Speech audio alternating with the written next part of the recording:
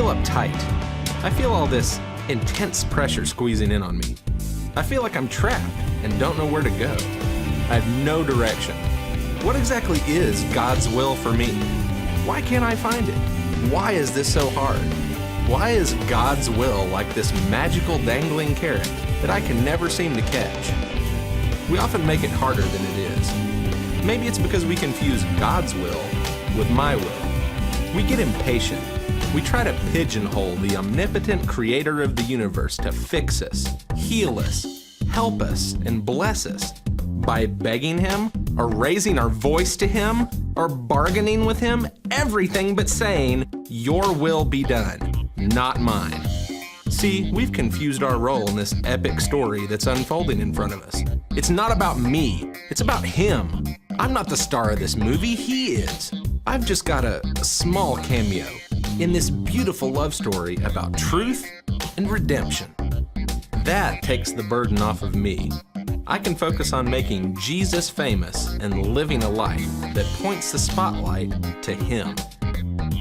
I feel better now. I can breathe again.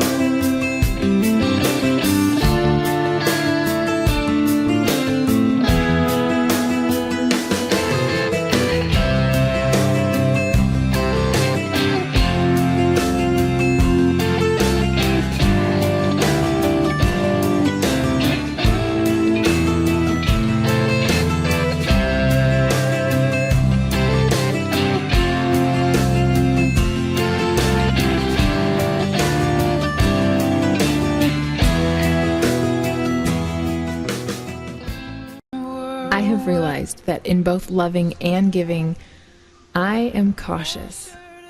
I only let go of what is required of me.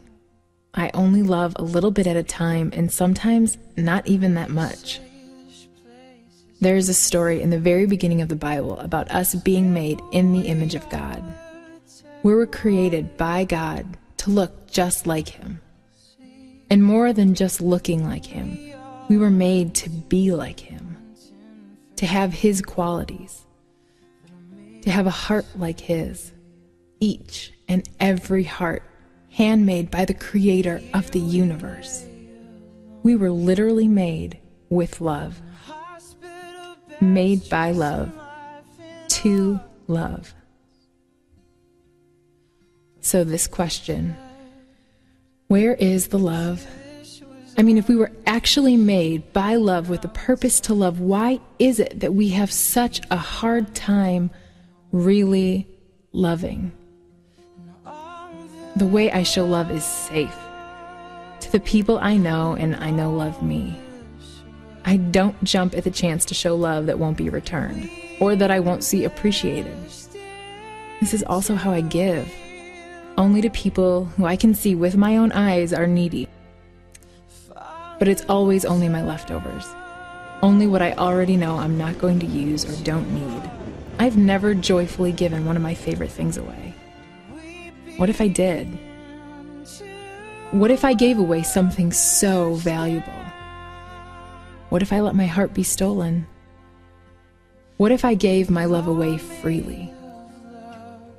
What if I realized it wasn't mine to keep anyway? Where is my love? And every fracture caused by the lack of it. You were a million years of work. Say God and his angels with needle and thread. They kiss your head and said, you're a good kid, and you make us proud. So just give your best and the rest will come and we'll see you soon. And all the blood and all the sweat that we invested to be loved follows us into our room. We begin to understand.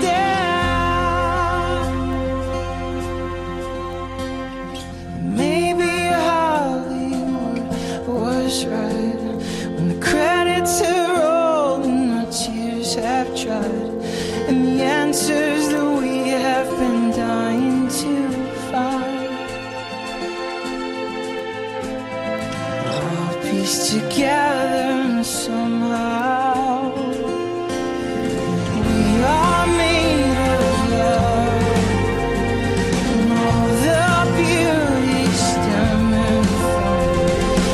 We are made of love, and every fracture caused by the love, caused by the lack of love.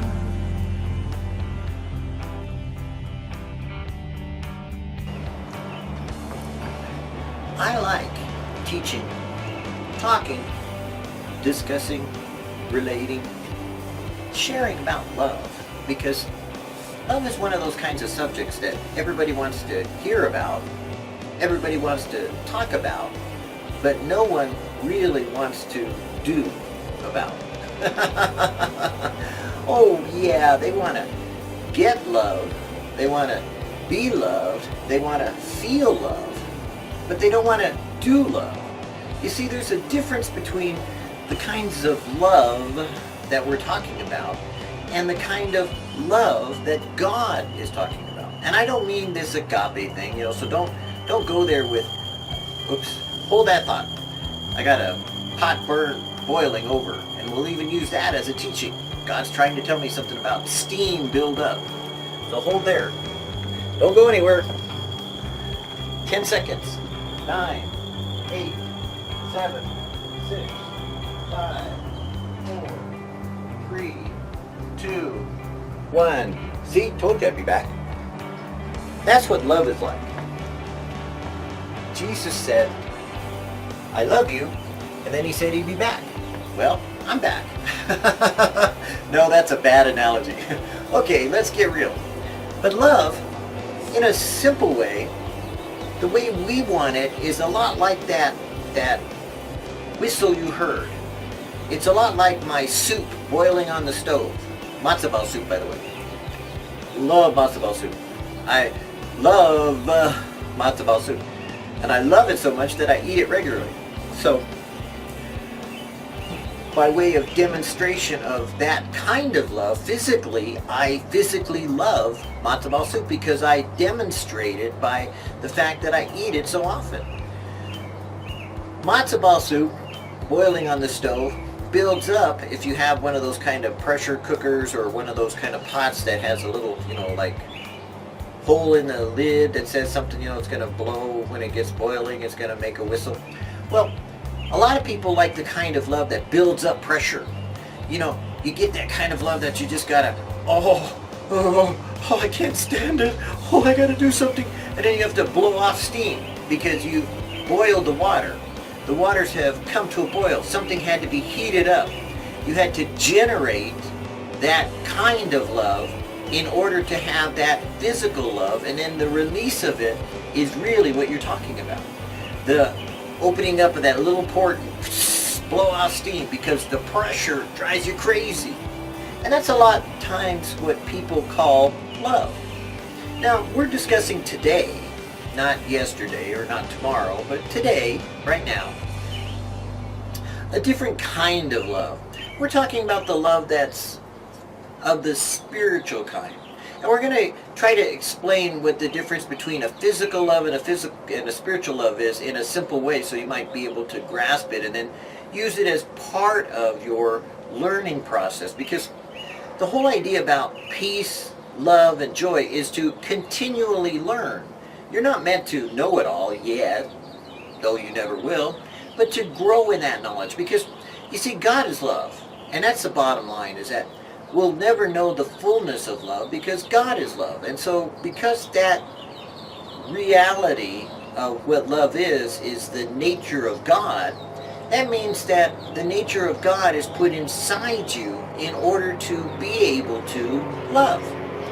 In other words, he that loveth is born of God and knoweth God, but he that loveth not knoweth not God. Because you can't know God unless you love. And if you love, then you know a part of God, or you know some of God, or some of God is in you. It's kind of like when people used to say, well, if you got good in you, then that's from God, because good is from God. And that expression came from when Jesus said, don't call anyone good except your Father which is in heaven. So it kind of over the years became a colloquialism, and then it became a cliche, and then it became kind of a wise tale, and then it became kind of a anachronism, and then it became kind of like a topic, and then it became kind of a commentary, and then finally people began to say it in a different way, which was, if there's any good in you, it's God, because in me there dwelleth no good thing. So the bottom line is that a lot of times we filter down the reality of what God has said so that we can adapt it to what we think he means, as opposed to what he has said. Christians are commanded to love. They're not told to feel love. They're not told to be loved. They're commanded to love. Love one another. That's one of the bottom line commandments, is that by this shall you know that you're my disciples indeed, and that you have love for one another. But in another place, Jesus said, love one another. For this is the law and the commandments. So, really, God teaching us his way simply says, I got a bottom line for you, but you won't be able to do it because you're going to want to feel it before you do it. Love. So then we say, well, yeah, I want to feel it first. So God says, okay, fine. Let me show you love. And he shows you Jesus dying on the cross, and you go, well, that doesn't give me any warm fuzzies. I'm sorry. Intellectually, okay, I understand it. Maybe if I boil some water, and kind of get my emotions churning, then I might be able to build up some steam, and I might be able to feel it. But just the idea of Jesus dying for me is an example of love? Not so much. Sorry, God, but that's not where I get it. That's the problem, is that, you see, a spiritual reality is not an emotional reality until it's applied to your emotion through your soul. It's kind of like, let's pretend like I'm stuck in the middle. Stuck in the middle again. Here's my spirit, here's my flesh, and there's my soul. Whoa! Now I'm complete. I have a spirit, I have a flesh, and I have a soul. Body, soul, and spirit. Body, soul, spirit. So, we'll do it that way. There we go. Body, soul, and spirit. We'll say one is spirit. So, the point being is simple. That which comes in from here and goes in here is, we're going to call it like in plants. It's my perennial. That means that perennially or per annually, it's going to keep continuing year after year. But over here, hey, what about my flesh? You see, if I go from here to my flesh, then perennially, I'll always feel every year love. Now, if I start from here, this is my annual. You know what an annual is, right? Oh, you don't? Okay. Well, an annual is a flower that grows from seeds. You have to kind of like get some seeds, plant it in the ground, grow it up, and every year you have to replant it because it doesn't grow perennially or perennially. So it annually has to be reseeded, regrown, redone. And that's what happens a lot of times with this kind of physical love. You have to generate it. You have to plant it. You have to water it. You have to sow it. You have to grow it. You have to bloom it. You have to cause it to create in some way something that you can enjoy, but it's temporary. It's not going to last. Now, fruit lasts. It's what we would call an annual, because annually that tree is going to bear fruit. And because it's a tree and not just some other perennial, it can stand the weather. It can stand some cold, it can stand some heat, it can stand some rain, it can stand some weather. And because it can, it'll bear certain kinds of fruit. If it's too cold, well, obviously the fruit's going to have a thick skin over it. But it'll still be fruit. The fruit of the Spirit, we're told, is love. So if you have a thick skin, it's because of the environment that you probably were in. If you're nurtured and you're loved and you feel that warmth at the right time, that sunshine at the right time, the water at the right time, then this kind of spiritual love will grow the right fruit, which will be thin-skinned. You know how people say you're thin-skinned? Well, it's okay to be thin-skinned if your thin skin is covering love. But if your thin skin is covering antagonism and you respond back in a negative way, then it's this kind of love, not this kind of love. So this kind of love, spiritual love, is the kind we want to grow and incorporate in our life, because every year, guess what? It's going to go from 1 to 2 to 3 to 4 to 5 to where your yield of love every spring and summer will blossom from blossoms into fruit, and it will grow up into being a loving person. But if you stay over here every year, no offense, but you're going to have to plant that seed. You're going to have to be a seedling. You're going to have to be a little plantling. You're going to have to kind of grow up the stalk, make sure you protect it while it's still in its vulnerable stages. And you know what I'm saying. You use this for love, and you understand this perfectly. The seed of love, when you first fall in love, you saw the person, it's like love at first sight. Yeah, that's physical love, all right? No problem about that one. And you've got to, grow that seed, so it's got to put down roots, so it's got to find out about the person, it's got to discover the person, uncover the person, it's got to kind of put some seeds down or some roots down into the soil, it's got to be watered so the other person has to respond back, give you some kind of like, some tears or maybe some happiness, joyful tears, or some kind of loving response so that you can, be watered in your seedling of love that you have for another person. And then it has to grow some stalk, a little bit, kind of push up through the soil and the dirt, and then it's got to kind of begin to, as long as the sun is shining, it begins to grow better. If it's suddenly frigid for that other person or cold, then, your seedling might die. And you won't love that person anymore. I mean, most of you know that's a fact, Jack. To quote somebody else, and we're not just calling it duck season, but we're saying, hey, you know what? The reality of love is that physical love works that way. It's a seedling. It's a annual event. You're constantly going to go through seasons of love. Just like stupid TV shows. I think there was one called Season of Love. Don't know what it was about, but I know that sounded dumb. And then I thought, well, no, it works in a way. So I used it as a teaching. But going through seasons of life, if you want to be an annual or perennial and bear fruit in season to constantly love, then you can be a fruit tree and bear fruit of some type. Oranges, apples, figs, olives, they're all fruit. Tomatoes, that's a fruit. You didn't know that, did you? It's not a fruit tree, but it's a fruiting vine. You didn't know there's no tomato trees? Oh, okay, well, there's cucumber trees. Okay, we won't go there. Veggies, tomatoes, aren't veggies, they're fruit. Gotcha. So, having said that, this kind of physical love, being seedlings and everything, oh, it's beautiful, don't get me wrong. You can have a wonderful experience in physical love. You can have this marvelous bouquet of physical love. You can make wondrous arrangements of flowers out of this physical love. But guess what happens when it gets cold? This grows, this dies. What happens when you don't have and appreciate that love anymore, of this physical love?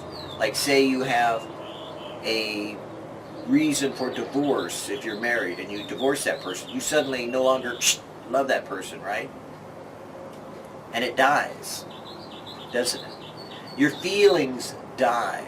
The love you said you had up here, your soul, suddenly has a memory that's transferred up here, but it's no longer in your heart because it's no longer in your soul. It's no longer part of your spirit. And yet God has given us this ability to love and to have love like He has love. And so we have to choose which way we want to go. Do you want to have, kind of like, oh, this wonderful bloom and blossom that, if you do it right, if you work it out and you work at it and you struggle and you make it work, then every year, if you want to keep working at it, you can make that love work. But if you let the fruit of the Spirit grow in you, if you constantly let God work at His way of producing in you His fruit, then as a gardener, He's going to water you. He's going to take care of this plant because it's a planting of the Lord. He's going to cause that love that He's put in you to grow. He's going to cause that love to have its winter season so that it'll produce strong roots in the soil, to produce stronger bark on the outer stem, so to speak. I was going to say, what do we call that? The trunk? There we go. The trunk of the tree will grow bark so that it'll be protected from the cold. It'll begin to reach up higher and higher and produce shade at first with leaves that will photosynthesize things into causing the blossoms to come that will produce the sugars and the saps that will produce eventually into the fruit that will cause eventually soon a huge volume of that nature of God to grow in you. Now, it doesn't happen overnight, and it takes a few seasons for different kinds of trees to grow. Like an olive tree takes, I think, a couple of years to produce. Some other trees may take 1 year. Some other trees may take 5 years to produce. But each of its kind produces in kind by how God develops that tree based upon the environment that it's in. So, don't be surprised if you, in this kind of love, your annual event is to fall in love, fall out of love, get love, be loved, do love, gotta plant it, gotta grow it, gotta care for it, gotta shelter it, gotta water it, gotta, kind of like weed it, because weeds grow up too, they'll kill that thing out, So, whichever you prefer, I guess you could choose to do. And that's what the action is as opposed to the emotion of love is. So really, I prefer this kind of spiritual love to affect my soul than this kind of love that's only temporary and kind of has a tendency to scar my soul. Choice is yours. Either way, this way or God's way, God wants you to love. I prefer to love like He has said, because I've already been where this is. And believe me, once you made your bed, you got to sleep in it. And you may not want to. So learn this way, and you'll learn the more excellent way to love.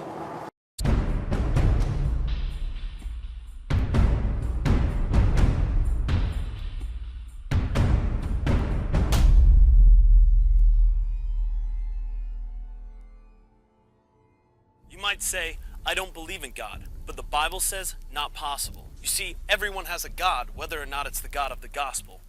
You might say, I don't believe in God, but there's always that one thing that's king.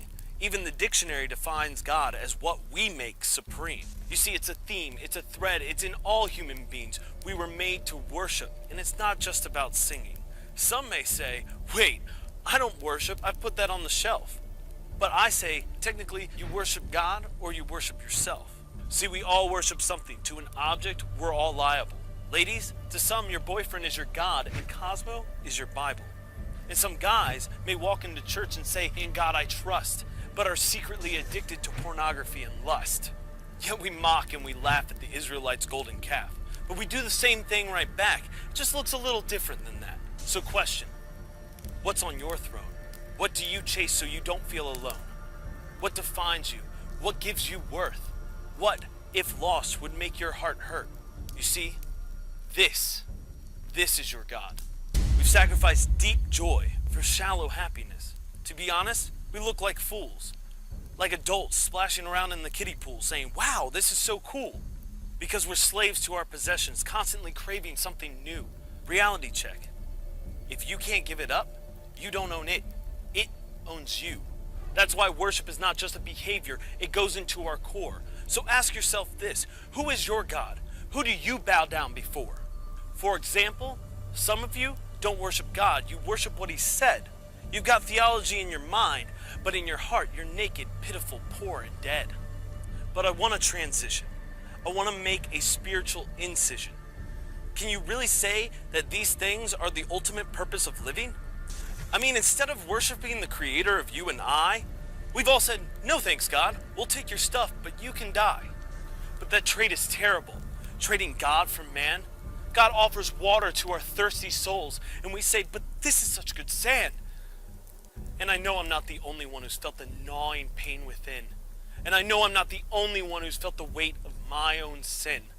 But this is the truth. Where we exchanged ourselves for God, thinking we could be him, he exchanged himself for us, absorbing all our sin. I mean, God literally put on flesh. And do you see how we treated him? The ultimate war veteran. He died for our freedom. Nonetheless, he was thinking of you and me with every whip that beat him, knowing full well that one day we'd say, nah, I don't really need him. But like a father, he couldn't bear his children to not be free. So he hung on that tree. He paid that fee for specks of dirt like you and me. So my plea is let him restore his proper place. I promise you, he loves you right now. Just trust in his grace. One final thing. I'll leave you with this. What were those other things that took nails in their wrists? Or when was the last time sex or money forgave you? When was the last time a relationship freed you from what you were enslaved to? See, what else died so you could be made new? When was the last time the world promised satisfaction and actually came through? God offers freedom. The world offers chains, and you'll never beat the odds. You're gonna worship something. Jesus, God's son who took your sin, or some other counterfeit gods.